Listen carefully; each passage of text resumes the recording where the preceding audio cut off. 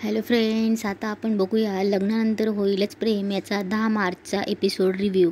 वसुताई काव्यावर ओरडत असते, हास ना आता हास. जेव्हा मी तुला म्हणाली होती पार्थ काव्याशी लग्न करून आलाय तेव्हा काय म्हणाली होतीस? आई काळजी करू नको, सगळं सोपं आहे. मग आता? तेव्हा रम्या ओरडते, आई तू का ओरडतेस उगाच माझ्यावर? मला काय माहीत नंदिनी इतकी बावळट असेल ते, मूर्ख मुलगी. तेव्हा मंजू बोलते, हो ना, पार्थ होता तर पार्थ आता जीवा हाताला लागलाय तर जीवा. लहान मुलासारखं जो हाताला लागतो त्याला धरून ठेवते. ती सोडत नाही की धरून ठेवते हे आपल्याला तेव्हाच लक्षात यायला हवं जेव्हा तिने मानिनीच्या शब्दाला मान देऊन दिवे लावले आणि मी सांगितलं म्हणून स्वतःच्या धाकट्या बहिणीच्या पायासुद्धा पडली. नाही, ही नंदिनी ना दिसते त्याच्यापेक्षा जास्त समजूतदार आहे. तिला जर का सरळ करायचं असेल ना तर आपल्याला नेहमीच्या क्लुप्त्या वापरून नाही चालणार. रम्या बोलते, आई अगं नंदिनी जीवाला डिवोर्स देत नाही हे चांगलंच आहे. तिचं पार्थ बरोबर लग्न होण्याचं शक्यच नाही. माझं टार्गेट काव्य आहे आणि ती येते हळूहळू माझ्या हातात. आता तू बघ, एका महिन्यात नाही मी पार्थ आणि काव्याचा डिवोर्स केला ना तेवढ्यात वसू ओरडते, हे पार्थ आणि नंदिनी बाबत सुद्धा बोलली होतीस तू. सरळ नंदिनीला भेटायला गेलीस, काय झालं? पडलीस ना तोंडावर. हा तुझा ओव्हर कॉन्फिडन्स आहे ना रम्या, तोच आपल्याला प्रत्येक वेळेस नडतो. एक गोष्ट लक्षात ठेव, नंदिनी काव्याच्या मागे ठामपणे उभी आहे. जर उद्या नंदिनीच्या सांगण्यावरून काव्याने स्टँड घेतला तर आणि नंदिनीने काव्याची समजूत काढली तर? रम्या बोलते, घ्या, ही आमची हुशार आई आणि कॉन्फिडंट आई घाबरली आहे त्या नंदिनीला. तेवढंच वसू बोलते, थोबाड बंद कर, मी त्या नंदिनीला अजिबात घाबरलेली नाहीये. तेव्हा वसू बोलते, रम्या तू एक गोष्ट लक्षात ठेव, आपल्याला फक्त काव्यावर नाही नंदिनीवर सुद्धा बारीक लक्ष ठेवायचंय. त्यामुळे नंदिनीने काव्याला समजवायच्या आधी तुला काव्याचं ब्रेन वॉश करायचंय, कळतंय का? तेव्हा रम्या बोलते, तू काळजीच नको करू आई, मी त्या आधीच काव्याला हे पटवून देईन की डिवोर्स घेणे हे खूप महत्त्वाचं आहे तुझ्यासाठी. आणि राहिला प्रश्न नंदिनीचा, तिचा काहीतरी विकनेस शोधून काढायला हवा की ज्यात तिचा जीव अडकला असेल. इकडे शारदा धनंजयला बोलत असते, मी काय म्हणत होते, मुलींना मांडव परिणितीसाठी आणायला जायचंय ना. तेवढं तिथे आरू येते आणि बोलते, काय झालं, तुम्ही गप्प का बसलात? मांडव परतनीतीसाठी काव्य आणि नंदिनीताई घरी येणार आहे, किती चांगलं आहे. त्यानिमित्ताने त्यांची भेट पण होईल. धनंजय बोलतो, जे घडले त्याने त्यांना कसं फेस करायचं हे मला कळत नाहीये. एवढं सगळं घडल्यानंतर त्या दोघी कोणतीही रीत पाळण्याच्या विधी पाळण्याच्या मनस्थितीत असतील का हे मला माहीत नाही. तेव्हा आरू बोलते की काय करायचं मग, त्यांना आणायला जायचं नाहीये? शारदा बोलते, नाही, मी मानिनी वहिनींना फोन करून बघते.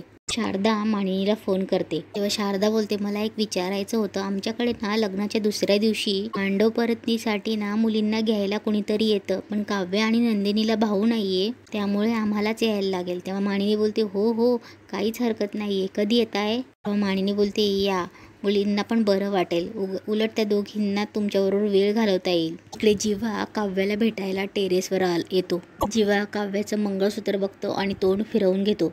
काव्या मंगळसूत्र लपवते आणि बोलते, जीवा बघ तरी माझ्याकडे. काव्या बोलते, जीवा ऐक ना मी काय म्हणते. तेव्हा जीवा बोलतो, मुद्द्यावर ये. तेव्हा काव्या बोलते, इतकं तोडून बोललास? तेव्हा जीवा बोलतो, तू तोडलंयस मला. तेव्हा काव्या बोलते, मी नाही तोडलंय. तेव्हा जीवा बोलतो, करेक्ट आहे, तू काही नाही केलंस, फक्त जे समोर आलं ते एक्सेप्ट केलंस. काव्या बोलते, दुसरं काय होतं रे माझ्या हातात? तेव्हा जीवा बोलतो, हे लग्न न करणं. तेव्हा काव्या बोलते, जीवा तू माझ्या जागी असतास ना. तेव्हा जीवा बोलतो की हे लग्न मी केलंच नसतं. तेव्हा काव्या बोलते, इतकं सोपं नव्हतं ते. तेव्हा जीवा बोलतो, प्रेम निभावणं सोपं नसतंच. तेव्हा काव्या बोलते, असं करू नको ना जीवा. तेव्हा काव्या बोलते, तू बोल ना माझ्याशी, पूर्वीसारखं बोलायचं तसं बोल ना. तेव्हा काव्या जीवाचा हात पकडते, जीवा तिचा हात झिडकारून लावतो. तेव्हा काव्या परत बोलते, आधीचा जीवा बोलायचं तसं बोलणार आहे, जरासं बोल प्लीज. तेव्हा जीवा बोलतो, आधीचा जीवा मेला, त्या आगीभोवती तू सप्तपदी घेतलेस ना, त्याच आगीत जळून मेला तो. तेव्हा जीवा निघायला जातो, तेवढाच काव्या त्याला हात लावून थांबवते. तेव्हा तो बोलतो, लांबून. तेव्हा काव्या बोलते, अजूनही काही बदललेलं नाहीये जीवा. तेव्हा जीवा बोलतो, पूर्वीसारखं काही राहिलंच नाहीये. तेव्हा काव्या बोलते, ते गावकरी मारायला आले होते आम्हाला. तेव्हा जीवा बोलतो, त्या गावकऱ्यांनी दगडाने ठेचून मारला असताना मला, तरी मी दुसरीशी लग्न केलं नसतं. तेव्हा काव्या बोलते, जीवा हे बघ, जे झालं ते झालं, आता बदलूया ना आपण. तेव्हा जीवा बोलतो, बदललोय ना मी. तेव्हा जीवा बोलतो, झालंय तुझं, तेच बोलतोय आपण. निघायला लागतो जीवा, तेवढ्यात काव्या त्याचा हात पकडते.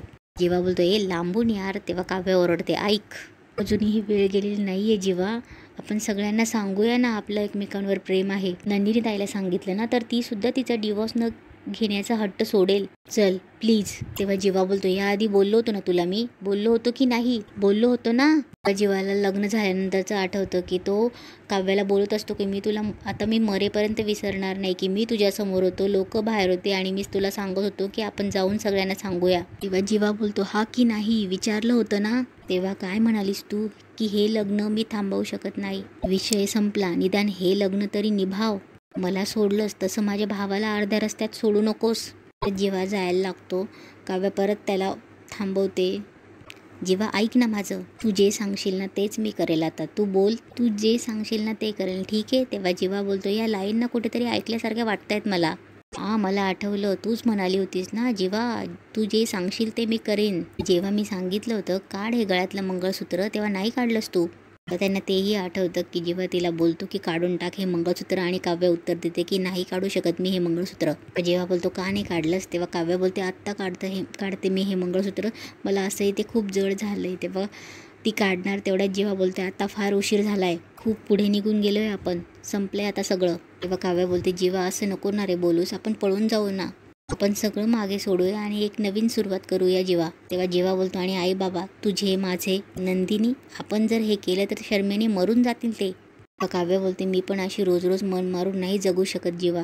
ऐक जीवा, माझं प्रेम आहे आणि तुझं प्रेम आहे माझ्यावर, तू नाही जगू शकत माझ्याशिवाय ना जीवा. आपण लग्न केलं तर नंदिनी ताई आणि पार्थ ते दोघांना एकमेकांशी लग्न करायला मोकळे होतील.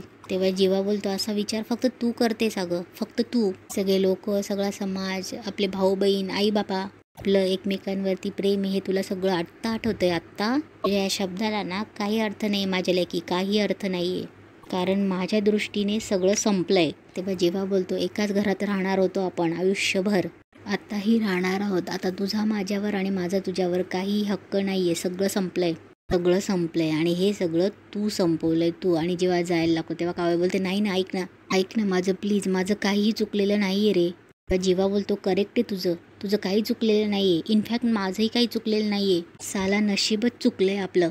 तेव्हा काव्य बोलते, म्हणजे तुला काय म्हणायचंय नक्की, आपल्यात जे काही होतं ते सगळं संपलंय. तेव्हा जीवा बोलतो, हो, दुसरी संधी दिली होती मी तुला, दिली होती की नाही, पण तेव्हा काय म्हणालीस, नाही करू शकत, नाही थांबवू शकत मी हे लग्न, नाही काढू शकत मी हे मंगळसूत्र, म्हणालीस की नाही. आणि यासाठी मी तुला कधीच माफ करू शकत नाही, कधीच. आणि तुझी शिक्षा हीच आहे की तू मला कायमचं विसरून जा.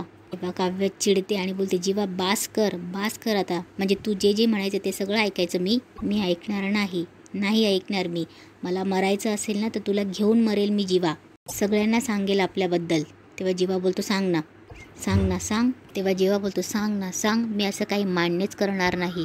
तेव्हा काव्य बोलते, तुझे दिलेले सगळे गिफ्ट्स आहेत माझ्याकडे, ग्रीटिंग्स आहेत, दाखवेन सगळ्यांना. तेव्हा जीवा बोलतो, दाखव ना, सगळ्यांना दाखव. कुठल्याही गिफ्ट्सवर किंवा ग्रीटिंग खाली माझं नाव नाहीये, आणि काही ठिकाणी नाव आहे ते जीविकाचे. तेव्हा काव्याला सगळं आठवत असतं की ती जीवाला जीविका म्हणूनच इंट्रोड्यूस करत असते सगळ्यांना. तेव्हा जीवा बोलतो, कोण विश्वास ठेवणार आहे तुझ्यावर.